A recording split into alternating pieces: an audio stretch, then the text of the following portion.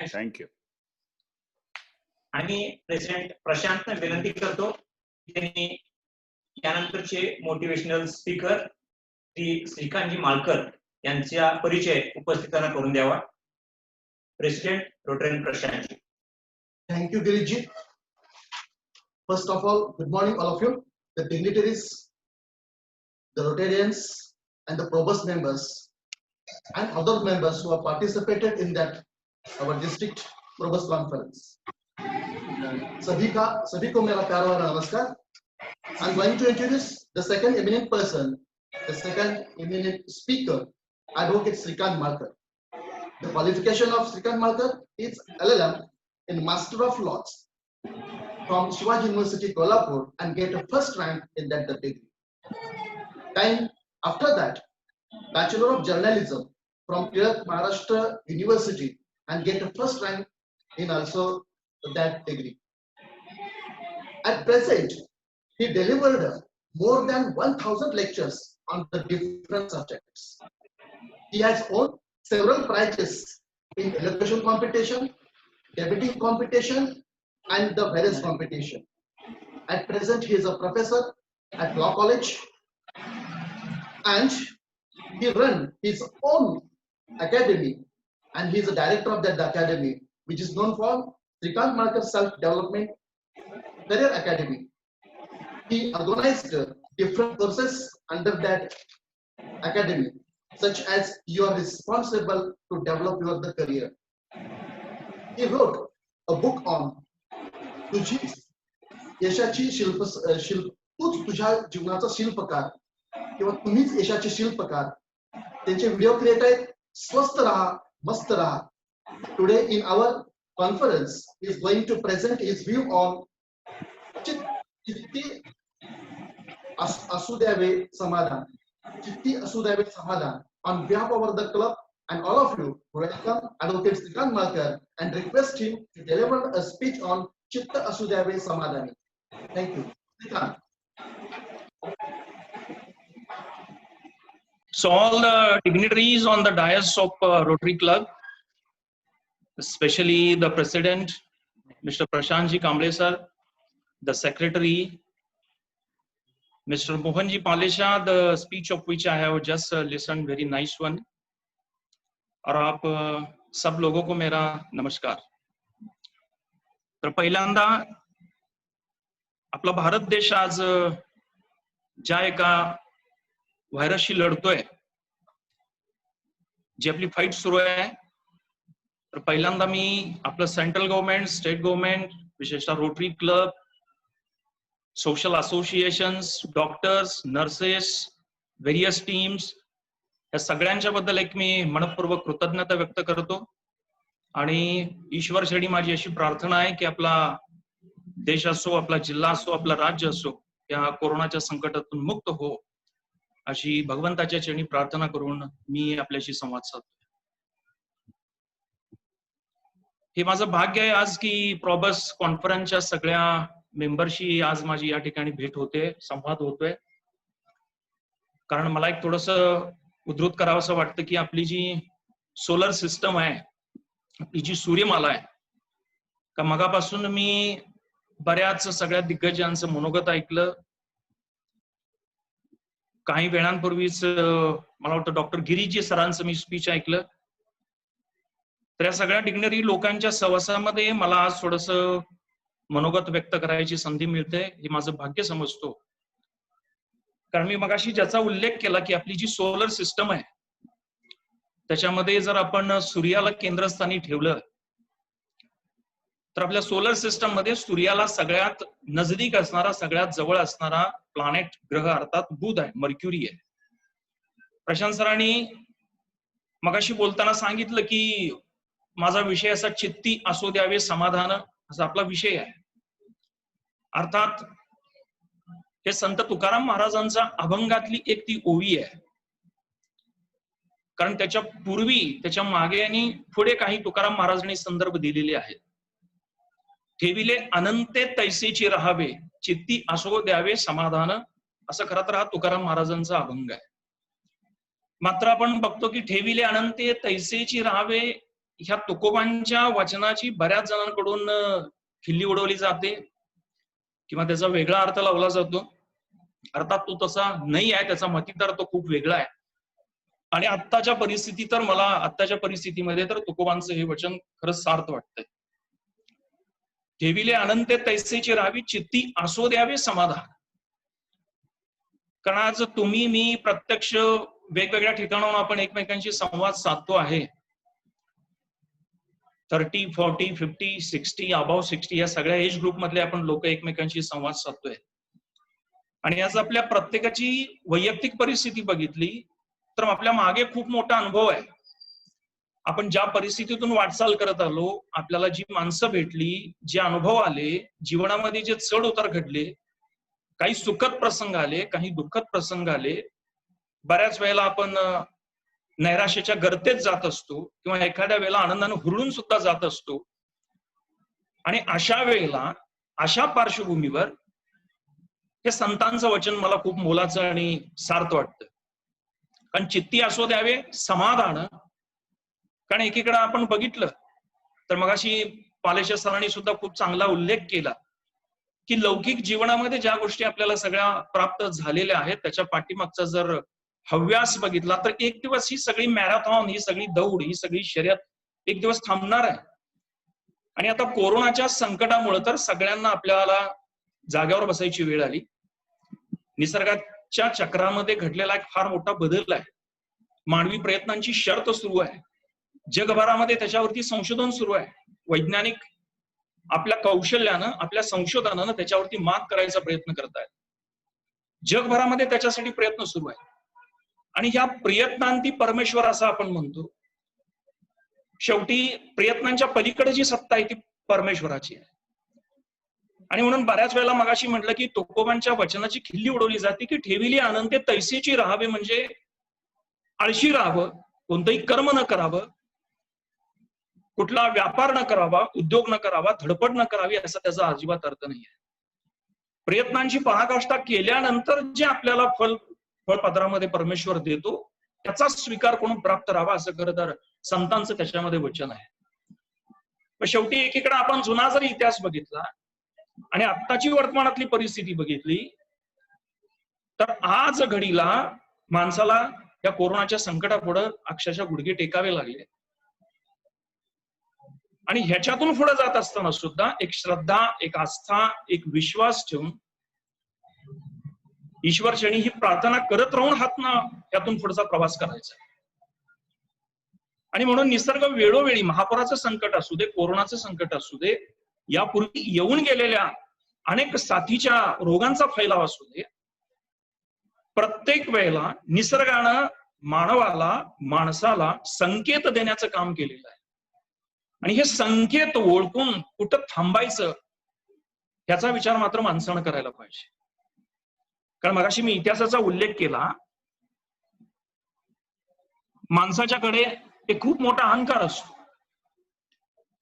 आणि त्या अहंकाराचा जर फैलाव झाला, त्याची मर्यादा, त्याचं उल्लंघन करून जर माणूस पुढे जायला लागला तर त्याला कुठेतरी थांबावं लागतं. आणि म्हणून इतिहास असं सांगतो कि घमंड और अहंकार से 3 गए. इतिहास असं सांगतो कि घमंड और अहंकार से 3 गए, धन, साम्राज्य और वंश. अगर ना मानो तो देख लो रावण, कौरव और कंस. म्हणजे इतिहासामध्ये जर आपण डोकावून बघितलं तर ज्या वेळेला माणसाला स्वतःच्या सत्तेचा, ऐश्वर्याचा, वैभवाचा, मीपणाचा अहंकार ज्या वेळेला फोकावतो त्यावेळेला त्याचा विनाश अटळ असतो. आणि अशा परिस्थितीमध्ये, अशा काळामध्ये 2 पावलं माघार येणं हे माणसाचं कर्तव्य ठरतं. मग धन, ऐश्वर, वैभव हे सगळं प्राप्त झाल्यानंतर सुद्धा त्या धनाला, त्या ऐश्वर्याला, त्या सत्तेला जर एक मोठेपणा कशामुळे प्राप्त होत असेल तर तो मोठेपणा विनम्रतेमुळे प्राप्त होतो, नम्रतेमुळे प्राप्त होतो. आणि मला थोडंसं मागे जाऊन पुन्हा एक संदर्भ द्यावासा वाटतो की मगाशी मी उल्लेख केला की सोलर सिस्टमचा, आपली जी सोलर सिस्टम आहे, आपली जी सूर्यमाला आहे, त्या सूर्यमालेमध्ये सूर्याला जर केंद्रस्थानी ठेवलं तर सूर्यापासूनचा पहिला सगळ्यात जवळचा ग्रह आहे, सगळ्यात जवळचा प्लॅनेट आहे तो म्हणजे मर्क्युरी, बुध. आणि सगळ्यात शेवटी जो आहे, so we are discussing about the largest planets in the solar system. So the planet which is nearest the sun is the Mercury, and the planet which is far more from the sun is the Pluto. Why I am giving this scientific reference at this juncture? The reason is that the planet Mercury, which is very near to the sun, it takes only 88 days. Listen me carefully, please. Mercury only takes 88 days to complete one orbit around the sun. सूर्य का एक चक्कर लगाने में बुध ग्रह को, mercury को सिर्फ 88 दिन लगते हैं, 88 days. When we think about the Pluto, ज्यावेळी आपण प्लुटोचा विचार करतो, प्लुटोला सूर्याच्या भोवती एक कक्षा पूर्ण करायला, एक ऑर्बिट पूर्ण करायला Pluto text 249 years to complete one orbit around the sun.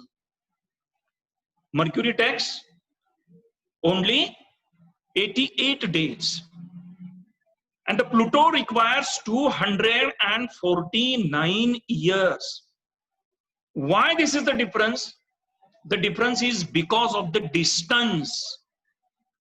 Sun is the nearest to the Mercury, and therefore it takes, Mercury is nearest to the sun, and therefore it takes only 88 days. Pluto is far more from the sun, and therefore it takes 249 years.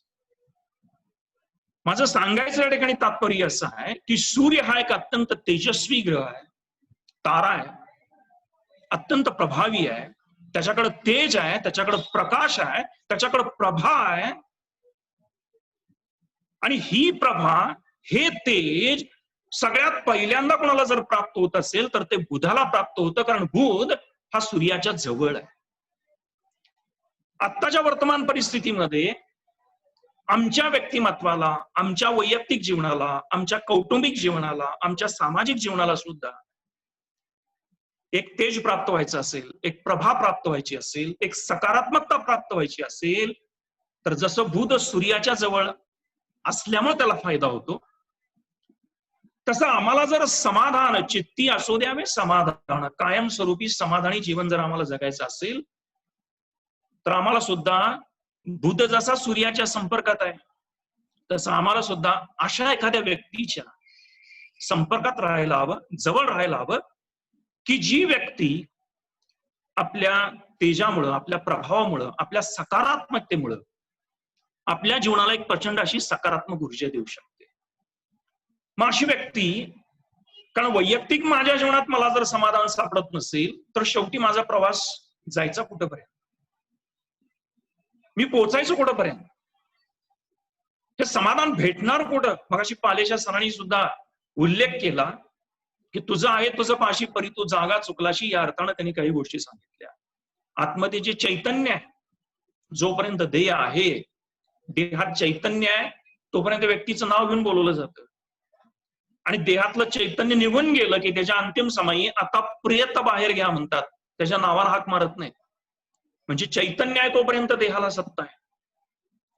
मग समाधान खरं तर आतल्या गोष्टींमध्येच आहे, मात्र बाह्य गोष्टींसाठीची चाललेली धडपड आहे, पैसा, पद, प्रतिष्ठा, मान, सन्मान, हा सगळा प्रवास जर बघितला तर तो एक दिवस थांबणार आहे. म्हणजे मृत्यू हे जीवनाचं अंतिम सत्य आहे, याचं भान प्रत्येक माणसाला जर रोज राहिलं तर त्याच्या हातून कमीत कमी चुका घडतील.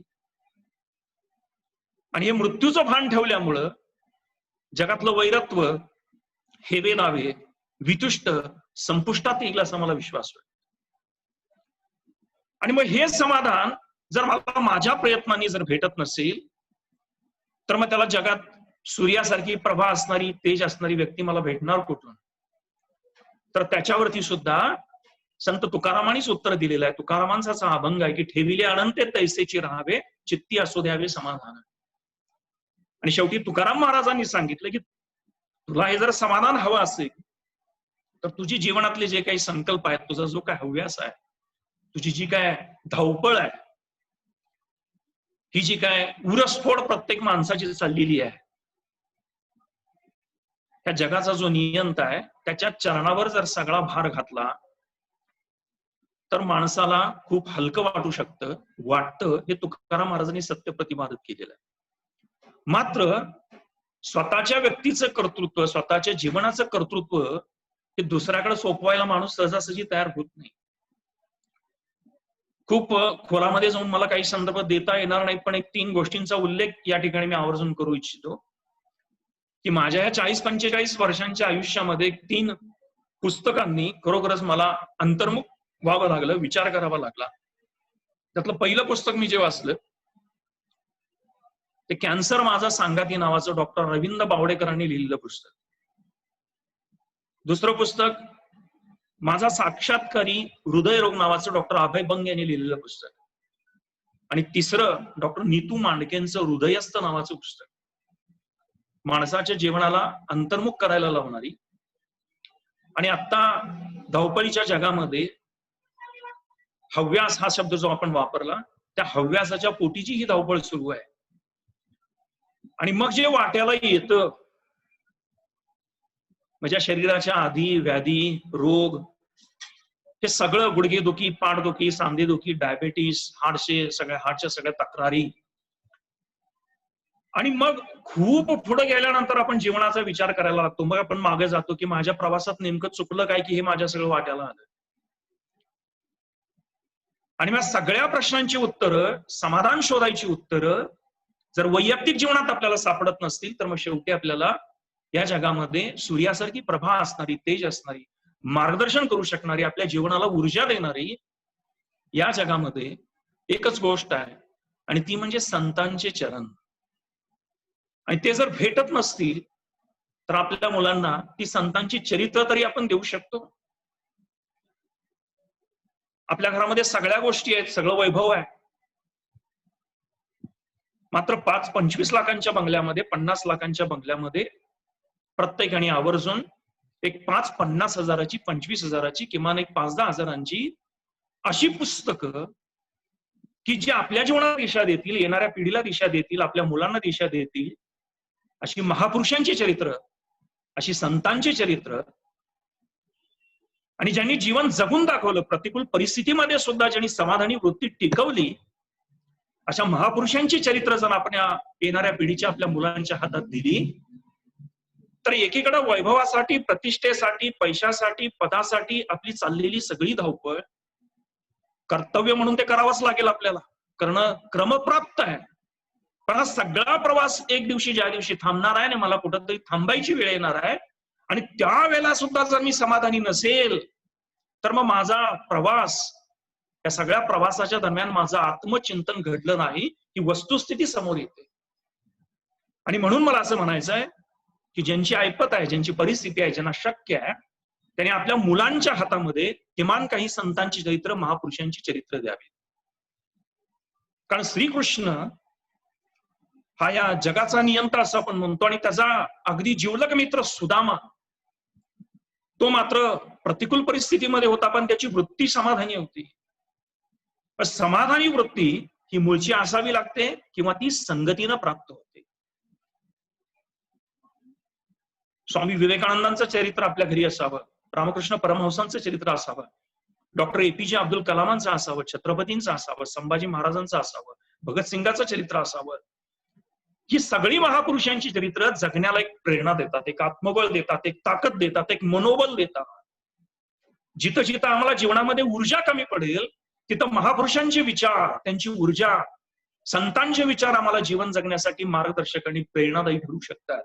कारण जगामध्ये आज जे काही महापुरुष घडले, प्रतिकूल परिस्थितीतून घडलेले बहुतांशी महापुरुष आहेत.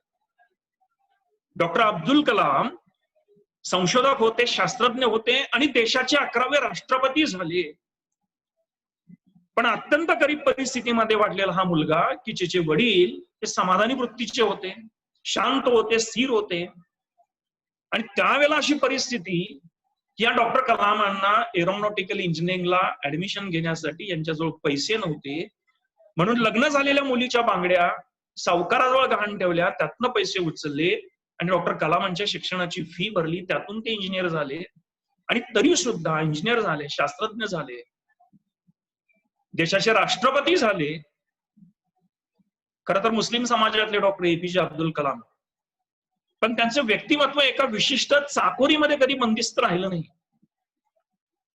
डॉक्टर कलामांच्याकडे बघितल्यानंतर त्यांच्या चेहऱ्यावरती जातीभेदाची कुठली भिंत दिसली नाही. एक आकाशा एवढं मनमोकळं असं व्यक्तिमत्व कलामांच्या प्रसन्न चेहऱ्यामध्ये आम्हाला दिसतं. म्हणजे सगळ्या सीमा झोकून दिल्या, सगळ्या मर्यादांचं उल्लंघन केल्यानंतर जे प्राप्त होतं, चाकोरी भिडल्यानंतर जे प्राप्त होतं, ते आम्हाला कलामांच्या व्यक्तिमत्वामध्ये दिसतं. आणि म्हणून ते कलामांचं चरित्र आपण आपल्या मुलांना वाचायला द्यावं. विवेकानंदांना आजार होते, मेजर प्रॉब्लेम्स होते. तुकाराम महाराजांची परिस्थिती अत्यंत दयनीय होती, फाटका संसार होता.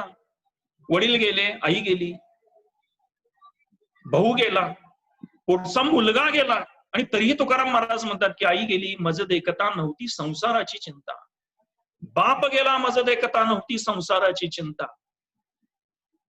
कशाची चिंता केली नाही, परमेश्वराची कृपा मांडली ती. रामकृष्ण परमहंसांना शेवटच्या टप्प्यामध्ये घशाचा कॅन्सर झाला, आणि तो कॅन्सर झालेला असताना सुद्धा लोकांशी संवाद चालू होता, लोकांशी बोलणं चालू होतं. म्हणजे महापुरुष थांबले नाही, त्यांची समाधानी वृत्ती कधी भंग पावली नाही. कारण त्यांनी शरीराला ते नाशवंत आहे हा त्यांचा निश्चय दृढ होता, आणि त्याच्यामुळे शरीराला त्यांनी झिजवलं. कबीरांनी सुद्धा, संत कबीरांना सुद्धा रस्त्यातून चालले असताना कुत्र्यानं चावा घेतला असं म्हणतात. त्याचं भान नव्हतं, लोकांनी ते लक्षात आणून दिलं. तरी कबीर असं म्हणतात की कुत्ता जाणे और चमडा जाणे, ही जी अवस्था आहे ही प्रवचनातनं आणि व्याख्यानातनं सांगायला खूप सोपी आहे. आता सुद्धा आपण जे कोरोनाच्या संकटामध्ये अडकलेले आहेत, ज्यांच्या वाट्याला खूप मोठ्या हालापेष्टा आलेल्या आहेत, एक थर्ड पर्सन म्हणून सल्ला देणं, त्यांना धीर धरायला सांगणे खूप सोपं आहे. पण जोपर्यंत आम्हाला चटके बसत नाही, जोपर्यंत आम्ही भाजत नाही, जोपर्यंत आम्ही पोळत नाही, त्यापर्यंत दुसऱ्याच्या वेदना माणसाला कळू शकत नाही. आणि हा दर्द, ही वेदना, ह्या यातना समजून घेतल्या, त्या समजल्या तर केवळ संतांना. आणि म्हणून कधी त्यांनी स्वतःचा प्रपंच, स्वतःचं कुटुंब एवढ्या मर्यादेमध्ये ही माणसं कधी जगली नाही. स्वतःच्या आयुष्याच्या पलीकडे जाऊन विचार केला तो संतांनी आणि महापुरुषांनी. अर्थात आपल्या सगळ्यांना ह्या गोष्टी पोट तिडकीनं कळकळीनं सांगायचं माझा विचार हाच की आपल्या सगळ्यांचा अनुभव, वय लक्षात घेता माझं कर्तृत्व आणि माझा अभ्यास खूप अपुरा आहे. पण तरी सुद्धा मला जे भावलं, मला जे अनुभवाला आलं, त्या सगळ्या प्रवासामध्ये एकच गोष्ट लक्षात येते की शेवटी सगळ्या प्रश्नांची उत्तरं ही परमेश्वराच्या चरणी स्वतःला समर्पित करण्यामध्ये आहे. आणि जोपर्यंत आम्ही स्वतःचा अहंकार आणि स्वतःचं जे काही सगळं मीपणा आहे तो समर्पित करत नाही, तोपर्यंत जीवनाचा आनंदही घेता येत नाही. आणि तोपर्यंत मग कौटुंबिक जीवनामध्ये असू देत किंवा सामाजिक जीवनामध्ये असू देत, तोपर्यंत मी आणि तो हा भेद राहतो. आणि हा भेद जर संपुष्टात यायचा असेल तर ही सृष्टी ही भगवंतानं निर्माण केलेली आहे. प्रत्येकामध्ये ते चैतन्य आहे आणि त्या चैतन्याचाच हा सगळा पसारा आहे. हे समजून उमजून जर राहिलं आणि शहाण्या माणसानं जर 2 पावलं माघार घेतली, तो समजुतीनं राहिला, बऱ्याचशा वेळेला वाद विवाद किंवा जीवनामध्ये चढ होत्याचे कारण हा अहंकारच असतो. आणि म्हणून हा अहंकार इतका घातक आहे की त्याच्यापासून दूर नाही झालं तर तो जीवन भुईसपाट केल्याशिवाय राहत नाही. मात्र ज्या वेळेला आपण संतांच्या सहवासामध्ये येतो, महापुरुषांच्या चरित्राच्या सहवासामध्ये येतो, त्यावेळेला मात्र हा जो जीवनाचा प्रवास आहे, हा शरीराचा प्रवास आहे, तो कुठेतरी थांबणार आहे आणि त्याच्या पलीकडे सुरू होतो तो चैतन्याचा प्रवास आहे. त्याची साधना ज्या वेळेला माणूस करायला लागतो त्याच वेळेला हळूहळू त्याच्या अंगी समाधान बनत जातं. आणि मग ह्या ज्या सगळ्या बाकीच्या गोष्टी आहेत, ऐश्वर्य, धन, सत्ता, संपत्ती, प्रतिष्ठा, यांना कुठेतरी पूर्ण विराम आहे चैतन्य आनंद आहे आणि शेवटी मला त्या भगवंताच्या चरणी समर्पित व्हावं लागणार आहे. हा जर आपला विश्वास दृढ असेल तर मात्र आपल्याला जीवन समाधानानं जगता येतील असा मला विश्वास वाटतो. अधिक आपला वेळ न घेता, आणि प्रशांत सरांनी मला 20 मिनिटं दिलेली होती. मला वाटतं सर तो माझा कालावधी पूर्ण झालेला आहे. बोलताना माझी कुठं काही चूक झाली असेल तर मनपूर्वक आपल्या सगळ्यांची दिलगिरी व्यक्त करतो. आणि आज प्रॉबस कॉन्फरन्सच्या निमित्तानं आपल्या सगळ्यांशी संवाद साधता आला याबद्दल स्वतःला धन्य समजतो आणि या ठिकाणी मी थांबतो. धन्यवाद.